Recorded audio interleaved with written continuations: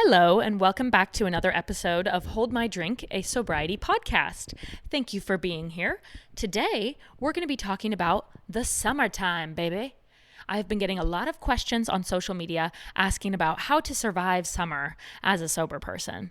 And a lot of things go through my head when I think about that, because summer can be difficult for people who previously drank in large quantities, because we often associate summer activities with alcohol. Like when you're reading a book on the deck, it's like, that would be nice with a White Claw, or, you're fishing or boating, or, just doing these summertime sunshine activities sometimes make you crave cracking into a Coors Light or whatever your drink of choice was. But let me tell you right now, I have already survived one summer as a sober person, and it is not only possible to stay sober during the summer, but you will actually have the best summer of your life and you will thrive this summer without alcohol. So you can do it. It is going to be a hot sober summer, baby. Sober girl summer or sober guy summer. We are staying sober this summer. And today I'm going to be giving some tangible tips for how to survive the summer being sober. Another reason that people struggle in the summer is because the days are so much longer. It stays sunny for so long that it can be kind of hard to separate the daytime from the nighttime, or like working and having fun and energy to relaxing and winding down. And sometimes alcohol eases that transition for us. But there are other ways to do that too.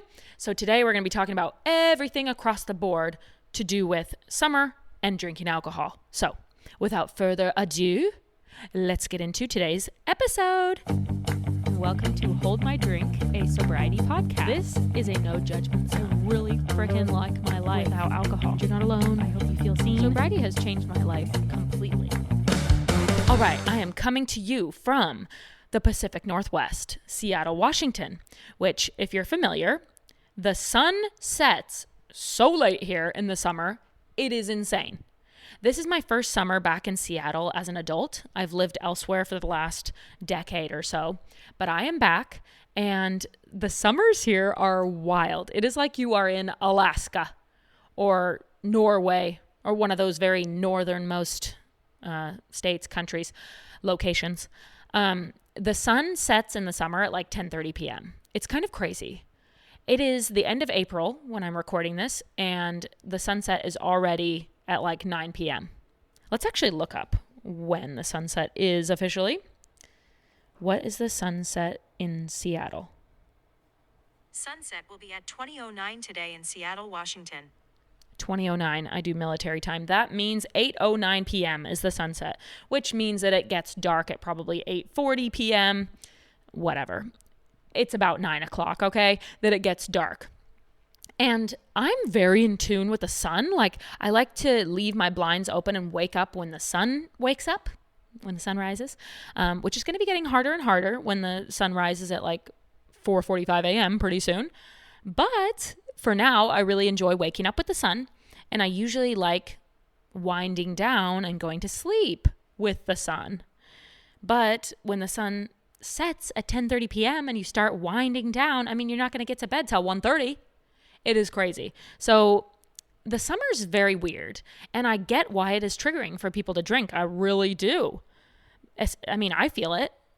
Just the other day, when the time changed, and there's a lot of positive reasons for the time change, especially if you are a golfer. It's awesome to finish a full day of work and still be able to get golf in afterwards. I mean, that's really special and all. But when that time changed, I really kind of felt it.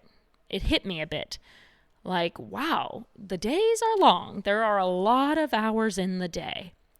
And alcohol helps relax you in the evening so the days seem shorter. Like, I always say that if I started drinking at 3 p.m., that's when I was cutting off my day. So I really only had from 7 a.m. to 3 p.m. of actually being alive and awake and doing things. And then I was shutting it down, turning my brain off from 3 p.m. till 10 p.m. I mean, that is crazy. And one way you can look at this is what a blessing that we get all those hours to do whatever we want every day. We are not cutting off the day and throwing away the second half of our day every single day. because we drink alcohol and want to just stop living, basically, like cut it off, cut the day off. No, there's so many amazing ways to spend your extra hours. It literally feels like we get extra life during the summer. And what a blessing that is. I think you realize what a blessing time is when you get sober. In the beginning, that was one of the hardest things for me, just realizing how many hours I had in the day. But as I continued down my path of sobriety, I've used that to my advantage. I get to work on side projects. I get to do my hobbies. I get to spend time with family. I get to watch movies and TV shows, and I can fit all of that in my evenings. Not every day, okay, but spread out throughout the week or whatever. We actually have so much time, and that can be stressful, but it can also be a blessing. And I think a big tip from me is to have some activities ready to go that you enjoy doing in the evenings. When I first got sober, I didn't work out that much before I got sober, but I started to ease myself into moving a bit more by even just taking walks and things like that in the beginning of my sobriety. And I love to move my body in the morning. I really do. But in the summer, it's kind of nice to switch that to the evenings because it gives you something to do in the evenings, somewhere to be, something to do. Let's say you end work at 5 p.m., you get to the gym by 6, you stay there till 7, you get home at 7:30. It's less hours to work with. Because sometimes when you think about the fact that you're free from 5 p.m. till 11 p.m. or whenever you go to sleep, you're like, wow, that's a lot of time. And for people who used to heavily drink, it can be a little overwhelming. And so I think having activities and things to do and places to be in the evenings is super helpful. Now, if you can find the motivation to go to the gym in the evenings, that is great. I'm still working on that.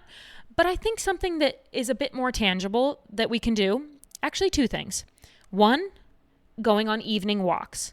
So even if I go to the gym in the morning before work, I can go on an evening walk, and that kind of helps break up the day. It's also probably the best thing you can do for your mental and physical well-being in sobriety. Wow, I'm going to take a quick tangent. Walking is literally my medication in sobriety. Walking is my therapy. It clears my head. It gets my body moving. It takes up time. It allows you to listen to your favorite audiobooks or podcasts or whatever. Maybe you're on a hot girl walk right now listening to this.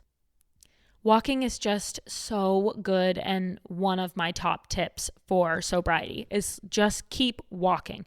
Just keep walking, just keep walking. Walking is awesome. So anyway, my two tangible tips for moving your body in the evenings and being a bit more accountable, we have the walks and also evening workout classes. I think booking something for yourself ahead of time really helps keep you accountable. You've paid for this class, you got to show up. It also gives you that feeling of you have somewhere to be. Because in the evenings, we don't often have that. Yes, we can make plans with friends or family. But in the evening, it's mostly our time. We've already done our whole work day, especially on the weekdays, not a lot going on. And I think having somewhere for you to be is really special. And like I said, that could be going to your gym and just keeping yourself accountable and saying you're going to go to the gym or going on your evening walk. But if you really want to keep yourself accountable and have something on the schedule, book that workout class. It's good for your physical well-being, your mental well-being, and it also just gives you that sense of community and fullness. Like, I feel really full and fulfilled when I have somewhere to be. Someone is requiring my presence. And even though you signed up for the class yourself, it feels like you are needed, you have somewhere you need to be, and that's a good feeling. And it really helps break up the evening. So, highly recommend doing that. And just to piggyback off of that, making plans is really, really good for your mental health, like separate from sobriety. Having things to look forward to is really good in life, I believe. If you have plans made for in the future, you're prepping for that. You are being mindful of that trip you have coming up. It makes you work harder at work. It makes you work harder in the gym.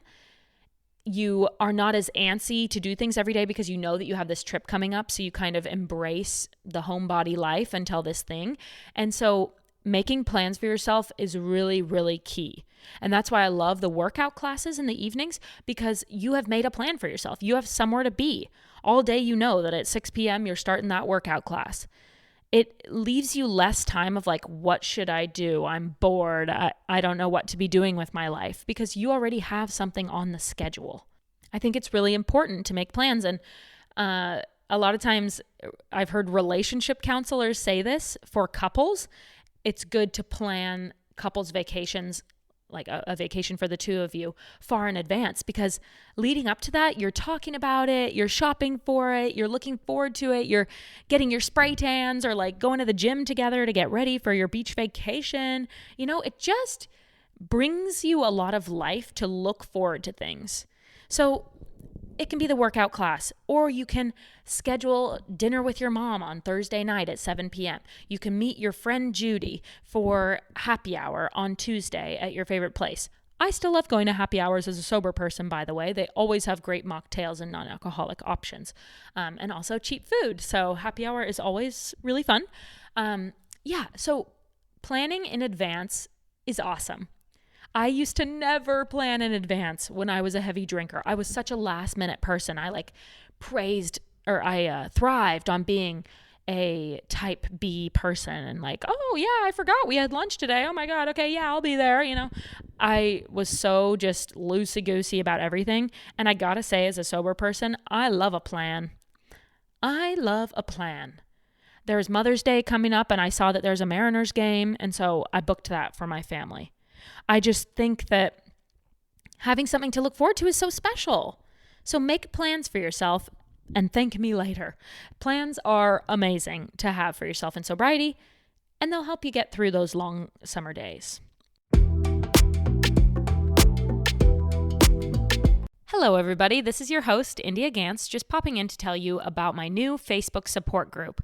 It's called Hold My Drink, a sobriety support group, and I will leave the link to join in the description. This support group is going to be a place where we can all connect and talk to each other one-on-one, ask advice, tell stories, provide information, and just connect with a sober community. The really cool thing about AA is that you actually meet people in real life and connect, and that's awesome and all, but AA was never for me, and I still love to have that feeling of a sober community and being connected with my peers. So I intend for this Facebook page to be exactly that, a place where we can connect with each other and support each other. So feel free to join at the link in the description. Now let's get back to the show. So, with these long summer days, I do recommend finding an outdoor hobby that you enjoy. Back to the walking thing, it could be that. It could be listening to an audiobook and walking your little heart out. I think that's a great activity that pretty much anyone can do. And another one might be hiking. If you live in a place like I do, the Pacific Northwest, there's tons of little mountains, long hikes, short hikes, walks around lakes and things like that, trail runs. So your activity could be hiking. Your activity could be golfing. I'm a big golfer, and I gotta say, summertime golf is incredible and so fun. And I love that the days are long because you can fit in 18 holes after work in the summer. Imagine that. It's incredible. If you don't golf, why not hit up the driving range? That's a super fun thing to do as a sober person to like fill your evenings. If you're bored, just go to the driving range and hit some balls if you have clubs, or you can rent clubs at the course. Very fun. Other activities you could try, going to the beach if you live near a beach. Maybe have a routine where you take a walk on the beach, or sit and read your book on the beach for an hour every evening. Or if you don't have a beach, sit on your balcony or go to the park and put out a towel or a blanket and sit there and read your book. I've been wanting to get into crocheting. It's been on my to-do list for so long, but having like an arts and crafts thing that you can take with you on the go and do with your hands, I think is really good. You can also find adult coloring books and take those with you places. It's almost like your own little picnic. You could even do a picnic. Pack up your coloring book and your markers and grab a blanket and go sit in the park. Sometimes these things that seem so cheesy and kind of cringe, and you're like, oh my God, I would never actually do that. If you actually do them, it's kind of super special. And you feel like you are literally starring in your own rom-com movie.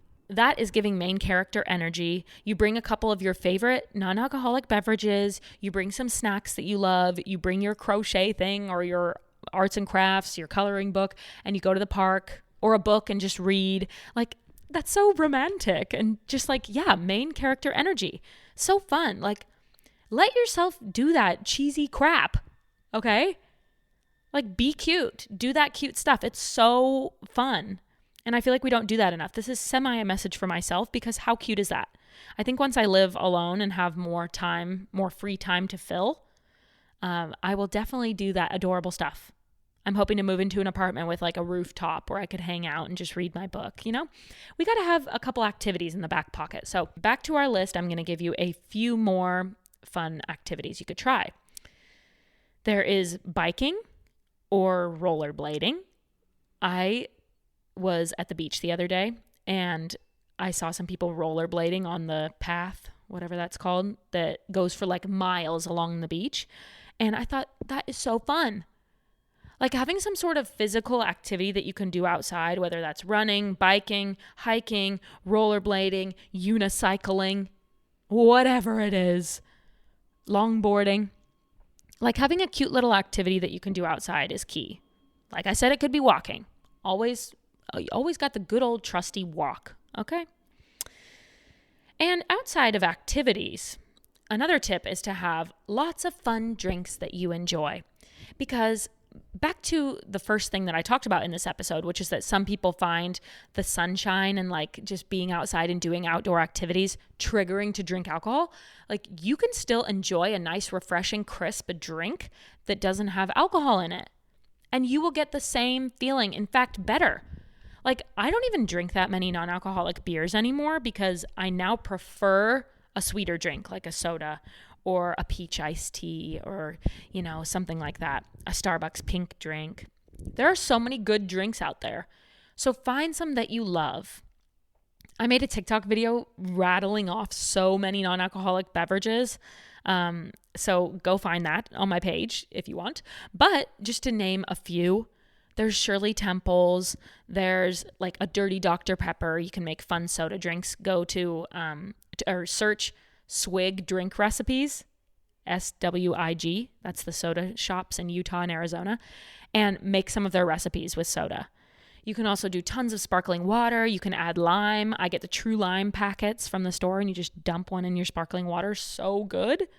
You can have ginger beer. You can have the non-alcoholic beers. You can have an apple juice or like I said, the Starbucks pink drinks that you can literally buy at the store. You can get a Slurpee. Oh my God, when's the last time you had a Slurpee? Treat yourself to a Slurpee and go to the park and read your book. So cute. Just make sure you have so many non-alcoholic drinks on hand that you love. That is how you get through the summer, is you literally drink all summer long, but swap out the booze for non-alcoholic drinks and still drink. Drink your little heart out. Drink as many drinks as you want, just not alcohol. There's so many good drinks. So find the ones that you love, stock them up in your fridge, have coolers ready to bring them on your cute little adventures that you're going to be doing. So the big overarching themes here are find activities that you can do in the evenings and find non-alcoholic drinks that you love and stock them in your fridge. Oh, I always have to shout this one out. I love the recess drinks and I always forget what they're called, but it starts with an M. And if you search adaptogen drink on Amazon, it pops up. I always freaking forget. It's called like mellow or mild or something like that. But mood, I don't know. Anyway, adaptogen drinks are really fun too.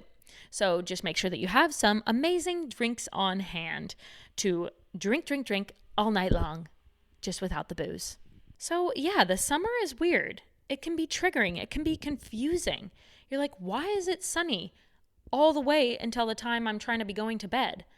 So with that said, I also just want to say that if you feel some of the sunshine guilt like I do, try your best not to feel that because it is another day on the calendar. And sometimes people in like the Northeast or the Northwest who are so used to cold, long winters, we get really hyped on summertime and sunshine. And we feel like we have to take advantage of it because it's going to go away soon. I mean, that is like that is like the number one thing that people talk about in abusive relationships, is that they will be so cruel to you and so bad to you, and then give you a little glimmer of kindness and a little glimmer of hope, like a gift or a fun date or something like that. And you're like so grateful for it because they gave you the smallest little glimpse of goodness. No, like we can't set our bar so low where we're so pleased with a little bit of sunshine, okay?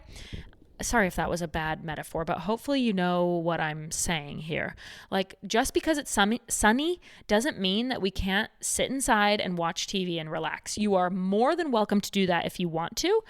I just find that I get a little bit antsy and restless in the summer when the days are so long and the sunset is so late in the day. And so I like to have lots of activities that I can do. But you are welcome to relax during the summer in the evenings. There's no rule against that. And just because it's sunny doesn't mean you have to go outside and experience life. You can also chill.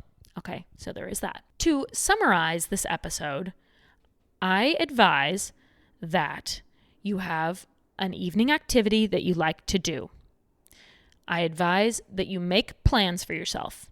Book that happy hour, book that dinner date, book that workout class, book that run club, whatever it is. Make plans for yourself. And the third thing is to have a ton of non-alcoholic drinks that you love that are stocked in your fridge and ready to go for you to drink all night long, baby. Those are my 3 big things to survive the summer. And don't forget to treat yourself, because summer is kind of all about treating yourself, right? It's like people get off work early to go enjoy the sunshine. Like, people are on their boats, people are swimming, people are out taking walks, people are doing all sorts of fun stuff. We are constantly treating ourselves in summer. So frickin' treat yourself. Book some fun stuff and think about all the money that you're saving by not spending money on booze. Buy as many adaptogen drinks and sparkling waters and sodas as you want. Go off on Amazon.com or at your local Target. And like I said, you save so much money in sobriety, so have a good time and treat yourself and do stuff that brings you joy. Just have a joyous summer. I think that is the move this summer. We are going for a joyous summer. And guess what? As a sober person, you are going to remember every bit of it. And it is going to be that much more sweet for you. Summer's already special, but a sober summer is extra special. Trust me. This is going to be a sober summer that I am experiencing as somebody who's pretty deep into my sobriety. I will be 1 year sober on June 20th, 2025. Exciting. And so I'm pretty good on my sobriety. Like, I feel good. I've been going at it for quite a while. But I did experience a sober summer last year, and I survived just fine. I was definitely in that pink cloud era, which, if you don't know what the pink cloud is, it's basically like you're overly elated. Some people experience this in the beginning of their sobriety. I definitely did. So my summer was just like me being hyped on being sober and just adjusting to this new lifestyle. And I was losing weight and I was just like, oh my God, my life is so amazing. So I was like high last summer, basically off of being sober. But this summer, I'm kind of a normal human being. I am a functioning sober adult. And I'm really excited to have a freaking kick-ass summer without the booze. And you will too. So have a wonderful spring, a wonderful summer, and thank you for listening to the episode. Please subscribe to the show, follow, like, whatever you do on your app, rate it. Nobody rates when I ask them to rate it, but a show rating means a lot to me. I feel like I'm begging now. I am kind of begging. If you could rate the show, that would mean a lot to me. Thank you so much, and thank you for being here. Join the Facebook community if you haven't already, and I will see you for the next episode. Bye!